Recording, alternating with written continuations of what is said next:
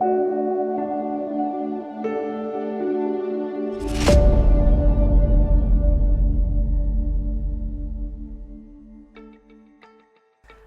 so I had a very misspent adolescence. It was the mid-90s and I partied my way through all of it. When I was younger, it was fun, it was still enjoyable.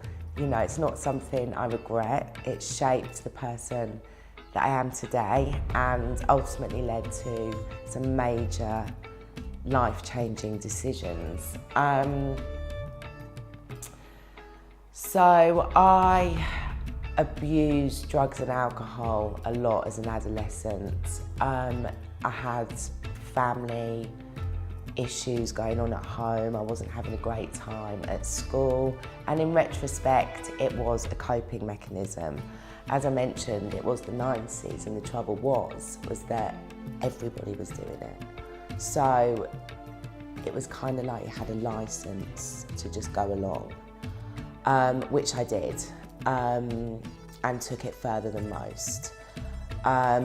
So this behaviour carried on well into my 20s and early 30s, by which point it had stopped being fun and it had become an issue. An issue in terms of the fact that I couldn't stop. And I hadn't, because I'd behaved this way for such a long period of time, since the beginning of my formative years, I hadn't learned any coping mechanisms for adult life, i.e. how to deal with my emotions in a healthy and normal way. I realised from very early on that my behaviour and my lifestyle choices were having a negative effect on every aspect of my life, including my health. However, I wasn't fully prepared to admit that to anybody else, least of all myself. The minute you admit it is the moment that you need to take action and decide how you're going to deal with what you're experiencing, and that's the challenging part. However, when I got to my mid-30s, after my third failed relationship, having lost the flat that I really loved living in, and nearly losing relationships with my brother, who I'm very close to, and one of my best friends, who turned around and said to me, "If you don't get your act together, I never want to speak to you again." That was the moment. I'd lost my boyfriend, I'd lost my home, and I was about to lose one of my closest friends and my family member as a result of my behaviour.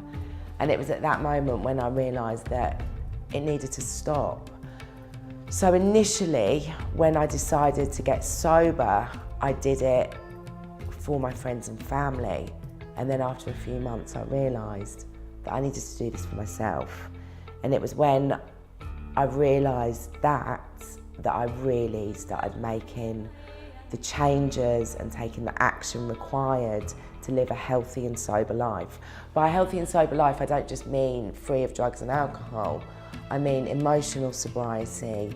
And what happened was that the addiction just transferred and I gained a lot of weight initially. I was very underweight from malnourishment and just because I was drinking my calories for a long time and not eating properly, not sleeping properly, and you know, as a result of that, I was very underweight. But what I found was that when I started eating kind of set meals again, that I very quickly gained the weight because my body had gone almost into shock because I'd deprived it of food for so long.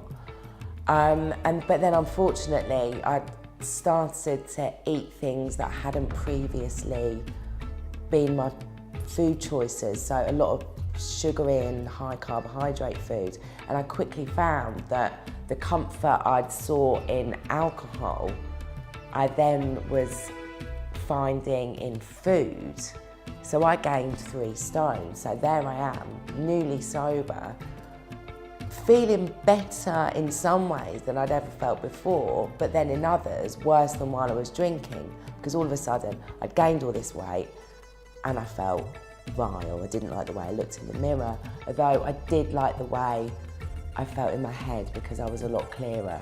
So it was at that point that I decided I really needed to gain control of the whole situation, and this wasn't just about putting down the drink. This was about, it was a lot of a broader subject than that. This was about addictive behaviour, full stop, and avoidance and ways of avoiding my feelings. As I mentioned earlier, I hadn't learned any healthy coping strategies of how to deal with day-to-day stress. So it was at that point I decided to retrain as a nutritional therapist and specialise in recovery, because from the time that I experienced undergoing treatment, I realised that I wasn't alone in this situation. A lot of people out there experience addiction transference in the form of food. So the emotional choices behind our eating is a very big topic, and one that's very under-discussed, because much as excessive drinking and drug taking, there's a lot of shame that surrounds binge eating. But unfortunately, it's something that affects many more people that come forward and say that they're being affected by this, and it has really negative consequences.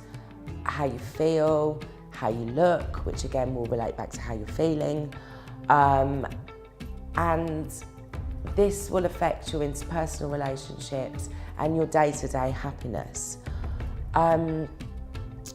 Again, it's one of those situations that we need to acknowledge that we're going through before we can do anything about addressing the issue.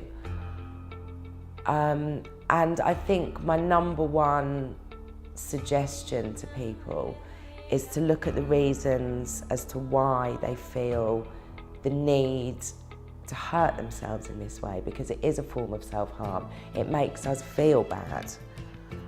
And to really explore that concept. Why are we feeling bad about ourselves? Why do we want to hurt ourselves? And what can we do to move through these negative patterns that we're experiencing? There are many ways to tackle it. Exercise is fantastic. Really water the gardens of your interpersonal relationships as well. Make sure you're spending time with people that you love, people that care about you, and people that want to see you happy. This will help you to feel more present and to feel more valued as a person. And then hopefully that will transcend into how you decide to treat yourself. Because ultimately the choice lies with you. It's how you decide to wake up and treat yourself that day and make that decision that this is a new day and you're going to be the best to yourself that you possibly can be. So I encourage my clients to use yoga and meditation a lot in their self-care practice, as I find these very calming and spiritual practices and a way for us to connect to our true selves. And for people that aren't used to movement and exercise and don't find it particularly pleasurable, it's a good way to ease yourself into a more active lifestyle. I also very much encourage intermittent fasting in my practice, especially for people that are suffering with binge eating cycles, because we need to try and reset our minds into understanding that we don't need to constantly eat, and to identifying the triggers that are suggesting that we need to eat. That most of the time it's not because we're hungry, it's because we're avoiding a certain feeling or situation that we might be experiencing at the time. So when we incorporate intermittent fasting, our bodies become used to not eating for long periods of time, and gradually we begin to enjoy it because we can see our energy levels increase. We're not binge eating and feeling bad about ourselves. We're slowly beginning to enjoy those periods without food, where we feel lighter and brighter and more energized. And slowly we can come to realize that this is what actually makes us feel good. And we can rewire our brains into realizing that this is where we can get pleasure, by honoring ourselves, by treating ourselves well, by feeling naturally good without these outside influences, chemical influences. The most important thing about studying nutritional therapy for me was to understand the concept that it's not about what we are eating, but more about the times in which we're eating and what we're choosing, what macronutrients we're choosing to fuel our bodies with. This really helped me in my understanding of what I was going through personally with the binge eating, sugar craving cycle that I'd been caught up in.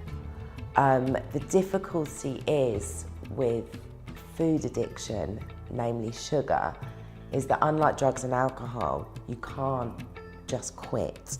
You can't simply stop eating.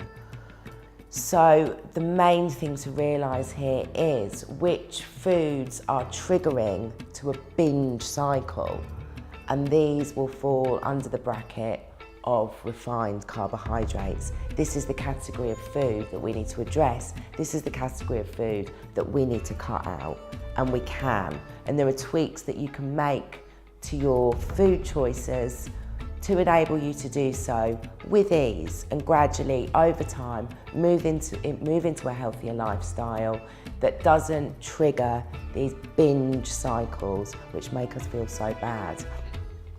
The recipe that I'm going to share with you today is perfect for those times which we all have where we feel like something that is an indulgence, and these bars are perfect. They're high in protein and healthy fats, and also they have a little sweet kick to them which satisfies that craving.